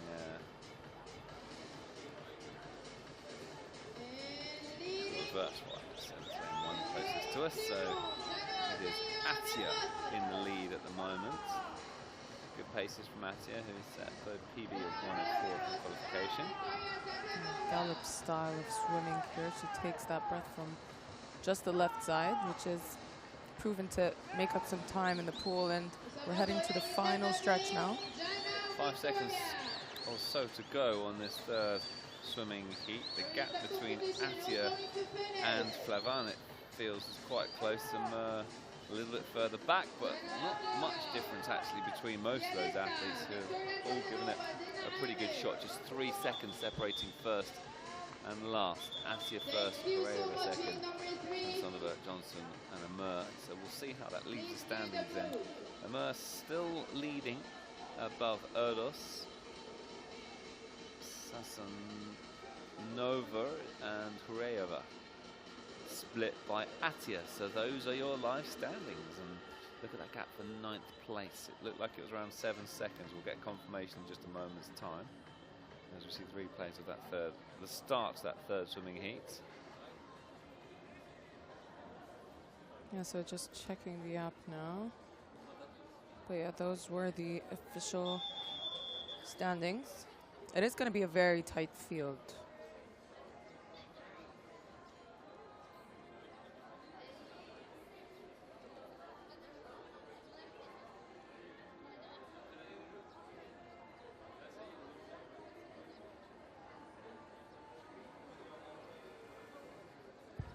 So let's take a look at the standings then.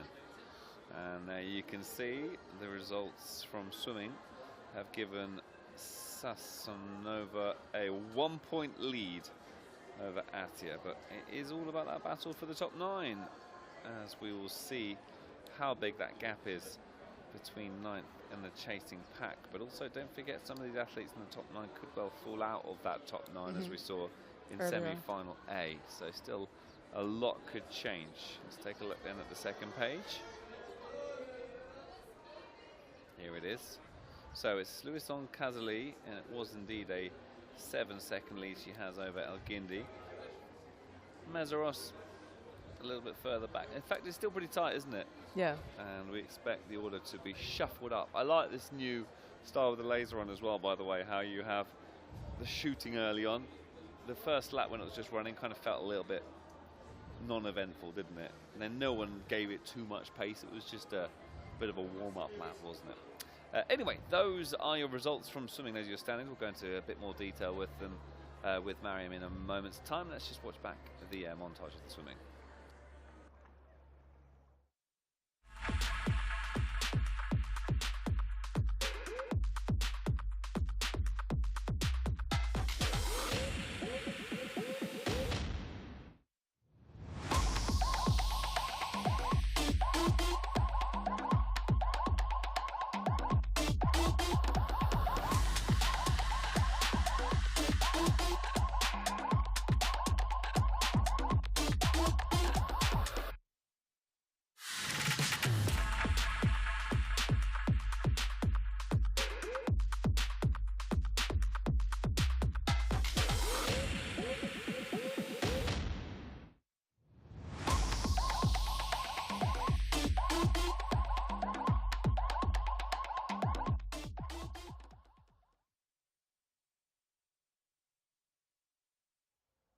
So that completes the swimming, and as you can see, it's time now for the laser run.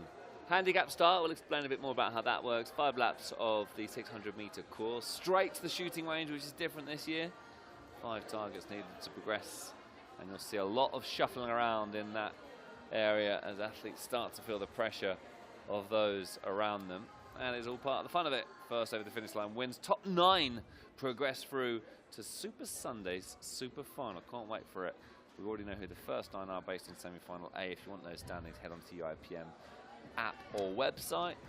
It's now time to find out who the next 9 will be, and they've got to get past that shooting range there in order to progress. And the results from semi-final A are as following: Salma Abdul Maqsood, Katerina Yurt, Anna Yurt, Paula Sofia Valencia Franco, Michelle Gulyash, Ilka Azuksul, Anastasia Manashenica, Poppy Clark and Blanca Guzzi all qualified for the final. Yeah, so just waiting on the athletes to make it to the laser run arena, where... Well, they've got to get on the bus first, haven't they? There's the element of the bus, hopefully the bus is running today. Can they get the monorail here? Not quite up and running yet, the monorail in under Cairo. testing. Looks amazing, by the way. And this venue is only elevated by the monorail, which sits on in the background. We've seen it testing. Hopefully it'll be ready before too long. Cairo trying to bid for some Olympic Games in the future, I believe. I think so, yeah. It's going to be a tough one to organize such a huge and grandiose competition. But again, we've proven to be one of the best organizing countries, might I say? Dare I say? Who knows? So that is a conversation for another day, but they are organising the pentathlon competitions beautifully, and you can see the crowd have made their way into the arena as the athletes slowly start to filter in. The gap between first and second just a point, then it's 19 seconds, so bit of a gap, yeah. It is a bit of a gap, but then who knows how everyone's going to get on at the shooting range. I mean, in 9th position is Louison Kazali, 44 seconds off the lead, but just 6 seconds behind her is Gana Gindi in 10th place. So 6 seconds is one slip up in the chute, essentially. It is very, very tight. And then 1 second drop off to Sofia Cabrera. We'll see those handicap times on your screen shortly. But it is a very, very tight field. I'd say, I mean, all the way down to 18th is just 1 minute and 9 seconds. Very, very manageable, that gap, isn't it? Yeah, with Maria Netchik as well occupying that 18th spot. I think she is in with a very good chance of qualifying.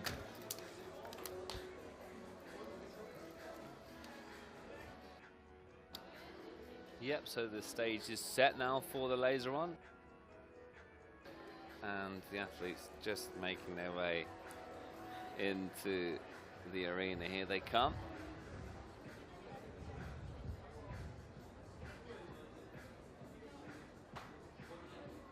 Yeah, it's nice to see the shooting range empty without all the chaos for a second before these athletes just, you know, head on there with their pistols and starting the warm-up.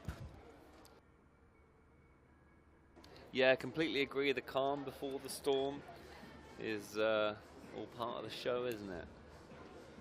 Those floodlights look like they've seen some action over the years, don't they? Yeah, they've seen some stuff. Some memories.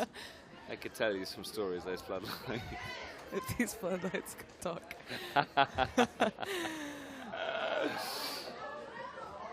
Shooting range is looking very empty right now. Are we sure everyone's coming back? Come on, hurry up.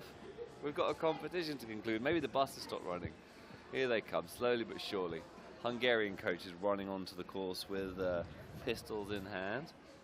It's not just the athletes that have to work their socks off, it's the coaches too.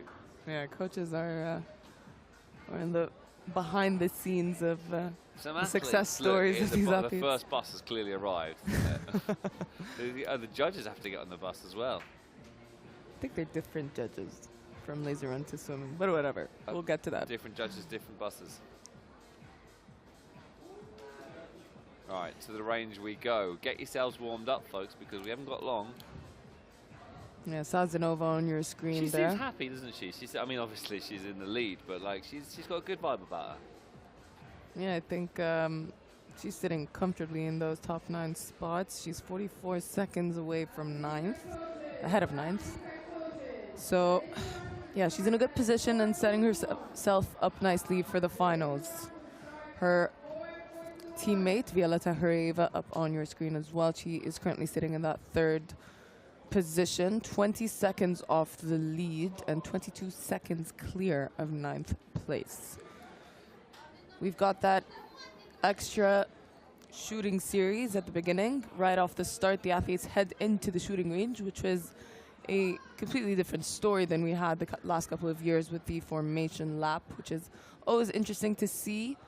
You get that nervousness factor. The athletes haven't really shaken off the adrenaline they get before that race, before heading into their first shooting series.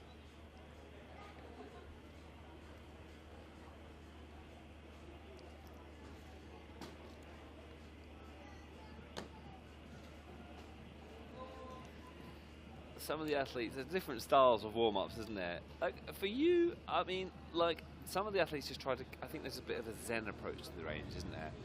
I think they need that with that new shooting series, yeah. They want to go into this calmly and then they can start to build up that energy. The psychology of shooting is one of the most fascinating parts of this sport, I think. Don't you agree? Yeah, definitely. I think we've seen that over and over across the years. Ahmed is like one of the best shooters out there. How does he get himself in the zone for a good shoot? I don't think I've ever seen him shoot below 12 seconds. I think he's a pretty consistent athlete when it comes to shooting, and I think it's all about, again, your mental state and where you're at in your mind at that second. I mean, it's just 10 seconds you have to focus, less than 10 seconds if you're a quick shooter in this 15-minute race or whatever. So it is a tough ask, but these athletes do have the experience for that. Anything under 10 seconds is a solid shoot. I think that's fair to say, but yeah. Some of these athletes shooting 6, 7, maybe 8-second shoots. It's incredible to see. Yeah, I mean, Salma Abdul-Maqsood was... Yeah, we have Poppy Clark as well. She was shooting consistent 7-second shoots, and it's and you can see how far that went with her. Yeah, getting back to that 6-7.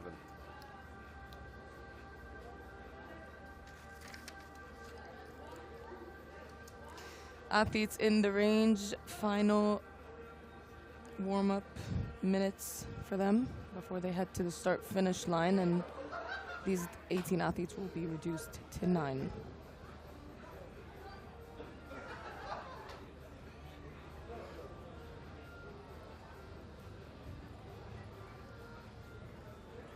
So the announcement came through that it was 16:41 start time, which means the shooting range will shut in 1 minute's time. 5 minutes before I think the shooting range shuts, or was it 3 minutes? No, coaches have to make their way out of 5 minutes. 3 minutes for the athletes, isn't it?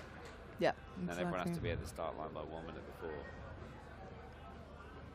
It's really exciting being on the field of play at this point of the competition. The frantic energy surrounding everyone. We were doing those interviews on the grid, if you like. Is it hot out there? A little bit, yeah. There's an ice pack on one of the athletes' heads. It is a bit sunny out here. I think that is the head of Chloe Johnson, and having just come from the UK myself, it is, listen, it's warm, but actually it was about this temperature, like just a bit cooler in the UK when we left, so hopefully the athletes from all around the world would have climatized. A little shake. It's not going to help, is it? Yeah, that is Ganna El-Gindi, right down the barrel of the gun there, and you can see how nervous these athletes are. Yeah, I mean, shaking and shooting don't go hand in hand. Yeah. Oh, they literally do go hand in hand, but yeah, but Ganna does What currently... can you do to stop the shake? It's not much, is there? We were just talking about this, me and you, yoga, and how these athletes kind of meditate, or it is so interesting how our body works and how we actually have the capability and power to slow down our heart rates. All right, what are you, a doctor? Mariam is actually a doctor, by the way. Congratulations, by the way. Thank on you. Your, new qualification. Sorry, carry on. I just couldn't that's pass fine. the opportunity to make that joke. Thank you. Yeah, I think our bodies and our minds are so interesting and so powerful, and I think we forget sometimes that we can control ourselves, and it's not our mind controlling us, it's us controlling our mind. And I think that's the interesting part about sport. It's not the physical side. As much as the physical side is very important, the mental side is equally, if not more important than the physical side. So it's yeah, it's all within reach. Yeah, there's a lot of factors that you kind of neglect when you're watching the sport: nutrition, rest, and now obviously focusing on the mental side of things. Yeah, breathing as well. Yeah, breathing in shooting is so important, isn't it? Because if you're breathing too fast, then your heart rate is increasing and your hand is going to shake, like what we saw with El-Gindi's practice then.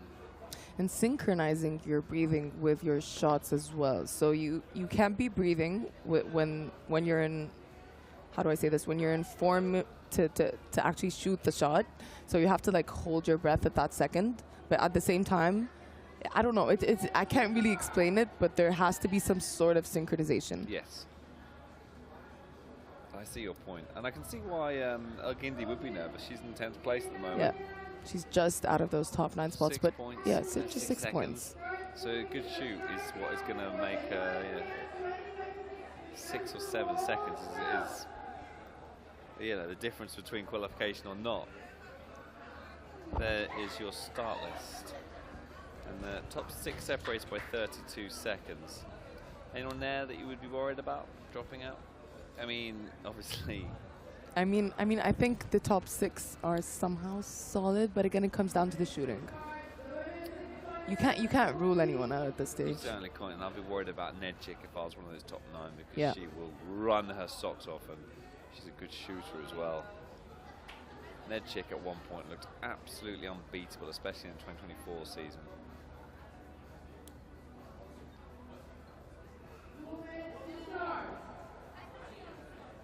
So she's 25 seconds off of 9th place.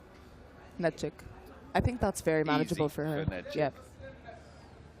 I would go as far as saying we'll see Nedchik in the final. Let's see. So Here you go. These are the handicaps for the semi-final B. We'll be starting this race in a moment's time now. Again, for reference, Victoria Sazonova kicks things off, as does Jana Ataya, 1 second behind her, and then it's a bit of a drop-off. 19 seconds is third place Violetta Hurieva, Zaina Amir, Chloe Johnson, Rita Erdos, Colleen Flavon, Jing Fu, and Louison Kazali currently hold the top 9 spots.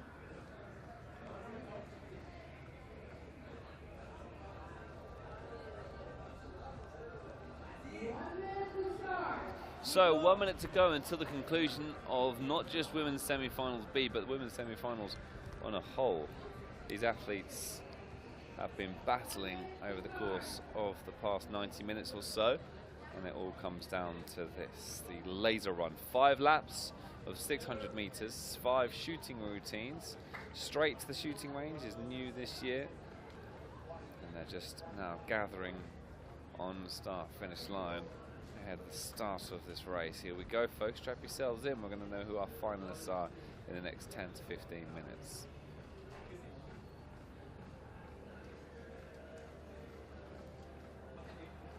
Here we go then. Athletes lined up.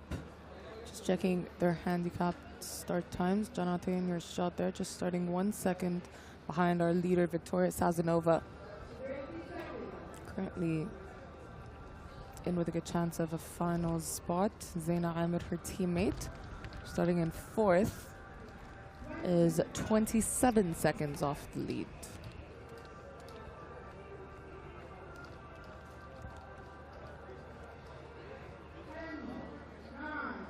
So 10 seconds till the start of the race. Leading us off the blocks in first place, Sazonova. A second ahead of Atia. Then it's Hurieva and Amur, 20 and 27 seconds further back, as the athletes now make their way to the shooting range. A bit of an advantage here for Atia and Sazonova, who just get a bit of a chance to stretch themselves and get those first shots in early. And you can afford a couple of mistakes without too much pressure of the catching athletes. Zin and Chloe Johnson make their way off the blocks, as does Rita Erdos. Sazonova away with a 16-second shoot. Atia still at the range, by the way, 22 seconds. Not the best, but it's okay.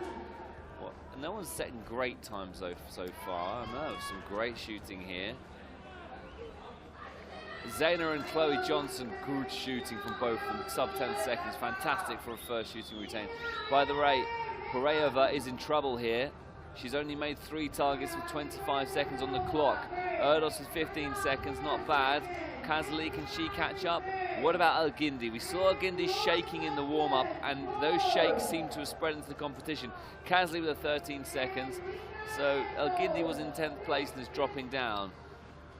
17 seconds, not too bad for a first shoot. Cabrera, Mezaros, Yurt. I mean, look at this. Jakabuska, Zhang. I mean, the field has leveled itself out beautifully, by the way. We're in for one heck of a race here as things stand. Yeah, Kazali currently holding that 9th spot, but 10th and 11th are charging on in Ganna El-Gindi and Sofia Cabrera. You can see at the back of your screen there. I think Kazali is going to make a move on 8th place, held by Fu. You can see the leaders there at the round, and they're currently in quite the lead.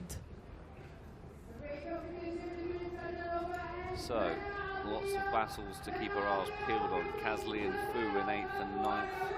El-Gindi in 10th place, as you were.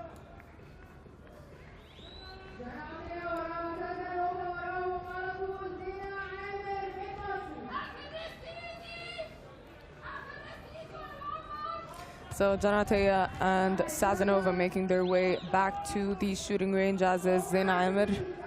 Those are our top 3 athletes, and we'll count them as they come in. How's Chloe Johnson in 4th. By the way? It's actually not that bad. Like, it's very Quite firm. springy and Yeah.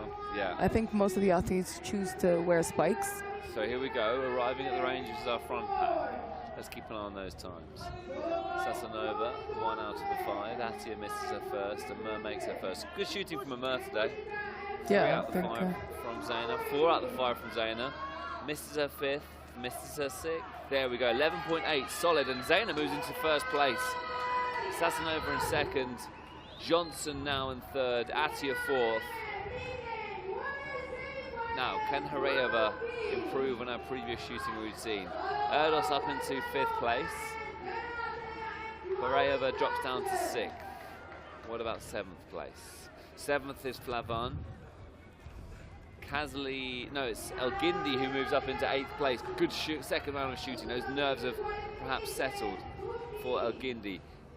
Kazli now 9th. Fu 10th. Yurt moves up into 11th. Cabrera possibly 11th or 12th. So first Amur, 2nd Sasanova, 3rd Atia, 4th Johnson, 5th Erdos, 6th Horayeva, 7th Flavon, 8th Elgindi, 9th Kazali, and Nedchik's making her way through the field. Keep your eye on Maria Nedchik. Yeah, moved up from 18th to 13th position now and not far off of 9th. It's going to be an ask, but she is right on the tail of Cabrera. And already, look at Florina Yurt there, passing Fu and taking back. Is that 9th spot or 10th? I think that's 10th. 10th spot, yeah. Because Kazali currently in 9th. But equally, we've only had 2 of the 5 shooting routines. There's a long way to go in this race. It really extends it, that extra shooting routine, doesn't it? Yeah, it makes it feel like it's a lot longer than it actually is. It's still 3,000 meters, but you have that extra shooting series. Psychologically, it's a lot longer, isn't it? Yeah. Florina now is getting closer to Kazali. By the way, is absolutely flying. We talked about it being a breakthrough potential competition. Could this be Zaina's first World Cup medal coming here in Cairo? I mean, I hope for her sake it would do a lot for her confidence. I don't think she has so much potential, maybe less confidence, and that's why I think it might go a long way for her. But yeah. A good qualification through to the final would be fantastic. Would it be Zaina's first senior World Cup final? I think it might be. I think she made the final before. She did a World Cup in Cairo as well. Zaina Amur at the shooting range now. 3 out of the 5. She's locked in. Misses the 4th. 4 out of the 5 for Zaina. Slightly slower shooting routine than this was last time round, but she still has a good lead. It's not the fastest time, but she won't mind. Johnson shooting very well. She moves up now into 2nd place. Sasanova and Erdos shooting well. Who's going to go further forward? Horayeva's improving as the race goes by. Atia slightly slower at the range. Kazali's having a good start to her shooting routine. Nedchik's making her way through an 8-second shoot from Maria Nedchik. And I think Nedchik might have moved up into those top 10 positions. Let's have a look after shooting 3, where those athletes have settled into. There you can see Maria Nedchik with 18 on her chest. She started in last place and is now up into 11th and putting pressure, in fact, on Kazali. Maria Nedchik is really making a run of things here. Looking to move up inside that top 9. She goes up the outside and Maria Nedchik cuts in and is now up into, I think she's just outside the top 9. Either way, she's making moves. I think she's in 9th spot now. She just passed Kazali, who was holding on to that 9th spot. And there we go, confirmation. Maria Nedchik up into 9th place. And that's brilliant from the multiple World Cup medalist. Maria Nedchik started in 18th, has moved up into the top 9. Not done and dusted by any means, but you feel like it's the only way is forward now for Maria Nedchik. Yeah, she's actually, Kazali is holding on as well, and they're going for Ganna Elgindi, who's currently in 8th, but is about to be chased down by Maria Nedchik. Look at that. Nedchik will finish top 5 at this rate, won't she? Looking further down, Yurt, Cabrera. Could be dangerous later on in the race, but still a lot of athletes hanging on. So we have a new race leader. It's Erdos. Yep. Ahead of Amur, Johnson 3rd. Sasanova in 4th place, Horayeva in 5th. Atia coasting over in 6th place. Nedchik now up to 7th place. Flavon in 8th, Elgindi in 9th, and Kazali in 10th. We've got a real battle on our hands here, folks, for those top 9 positions. Then looking a little bit further back, yurts, looking to make it 3 yurts in the final. Amur at the range, Johnson's out with a 7.6, phenomenal shooting from Johnson. Erdos is out as well. Amur with a 15-second shoot. Listen, she can improve on that, but it's been very solid this from Amur. Sasanova with a good shoot. Looking further down because they're all in the range now. Who can really put the pressure on? Nedjic gone, done. Kasley gone, done. Elgindi's looking good. Flavon struggling a little bit at the range here. 16 seconds is okay. Elgindi's gone as well, so Flavan now drops into the relegation zone. What about Yurt? Yurt's not shooting quick enough. It's not enough from Yurt. Yurt will not put the pressure on those top 10. We still have one shooting routine to do. Though don't forget, Fu trying to keep her name in the mix. Tomatos is not quite quick enough. Mezaros a little bit further down. Jakubowska doing everything she can with a 7-second shoot.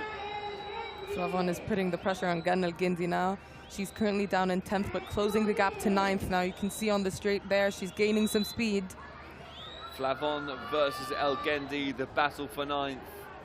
Flavon gaining on Elgindi, who looks nervous at the start of this race and should be nervous to see Flavon going around the outside. The French athlete making her way back into the top 9, and as things stand would qualify for Super Sunday. We still have one shooting routine to do. Elgendi's legs are looking heavy. This is getting dangerous for Elgendi. The next shoot decides it, or as Flavon and Elgendi are in this top 9 battle. Flavon currently holding on and actually opening up the gap now. The gap is opening, but Elgendi has responded and has picked up the pace a little bit more. Those legs do look heavy, but sometimes as an athlete, it's about finding those moments of rest when you can. Elgendi, who has looked nervous in the range previously, now has work to do. She's dropping from Flavon every second that passes. The front group are looking fairly comfortable, and it is all down to Elgendi as to whether she can put the pressure on the top 9. I would say positions 1 to 8 are looking fairly safe unless does someone succumb to the pressure in the final shoot, because there is still a position with a big question mark over it. Who finishes 9th place? That's what we're curious about. Front pack, Erdos shooting the slowest she's shot in a while. An 18-second shoot will be enough for her to qualify for the final. Johnson will be fine as well. And Murr with a great shoot, 10 seconds. What about the rest of the pack? This is where things are getting a bit sticky. Horea versus Fru, she's out. She'll be good for the final. Sansanova should be good. Kasley out. Nedjic out. Elgindi with a brilliant shoot.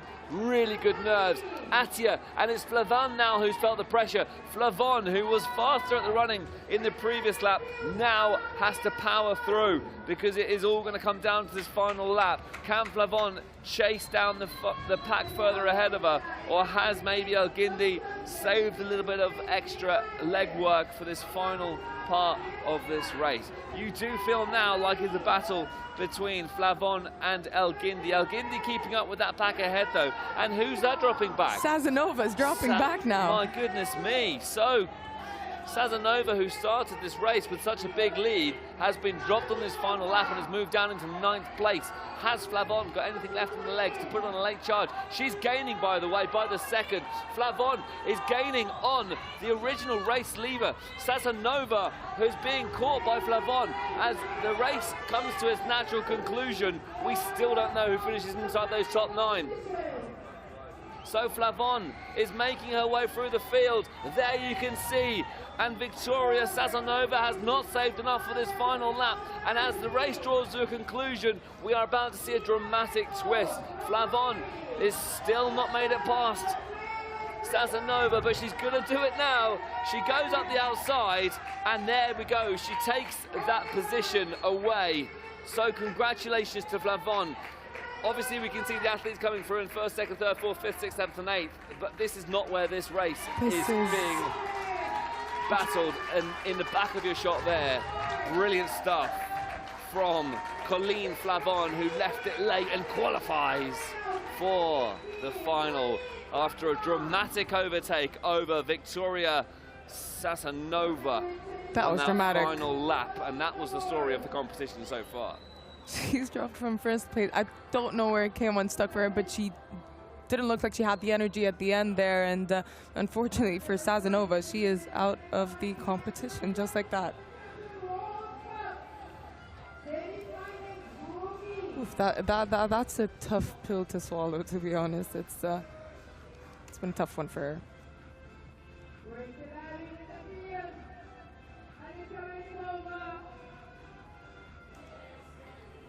So congratulations to the top 9. Erdos, Johnson, Amur, Kazali, Hoyeva, Nedchik, Elgindi, Attia and Flavon. But the dramatic story of women's semi-final B, Victoria Sazonova, who looked in control of that battle. Okay, fine, she dropped off those top 3 or 4 places on that final lap. Do you think she knew she was being caught by the 9th position? I mean, I think she knew. The energy just went. She just ran out of fuel. Yeah, that's a tough one for her, to be honest. I mean, she's consistently done well throughout this entire competition. She won the direct elimination. She's done well in the obstacle course as well as the swimming. So it's a tough one. I don't really know tough where. One. I mean, yeah. We thought perhaps maybe Sazonova could be one of the breakthrough stars of the season. Could still be, by the way. Let's listen. It's been a great breakthrough competition for her. She's not made it through to the final. She's made a name for herself. She won the fencing direct elimination earlier. I'm so surprised that you can see her starting off here in first place. Yeah, I think for us she was safely into those top 9. We didn't think about it twice, but yeah, that just shows you how fast, frantic, and crazy modern pentathlon is. It's moments like that that just make you appreciate how good semi-finals are and how unique of a product this is. Yeah, very.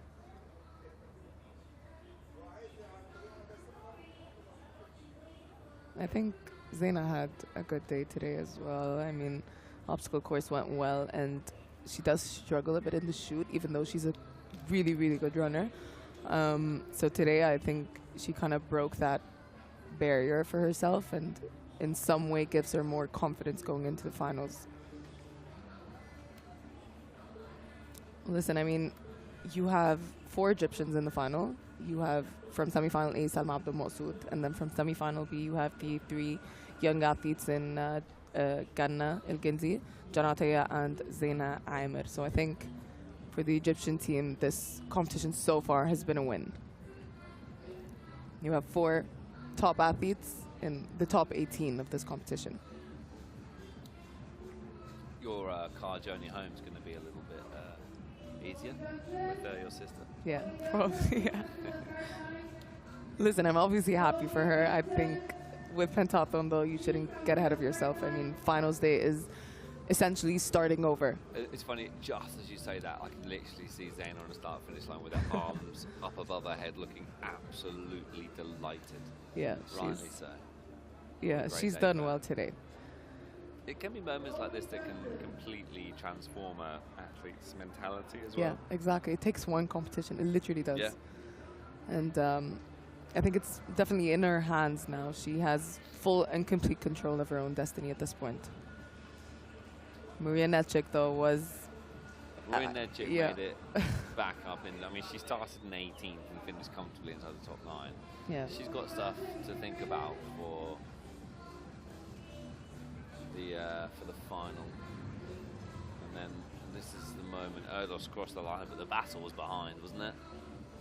Yeah, I mean, that final, I think it was 200 meters, Sazonova dropped off and Flavon found that extra bit of pace, made it to the top 9, as you said, the story of the day, probably. She's just spent.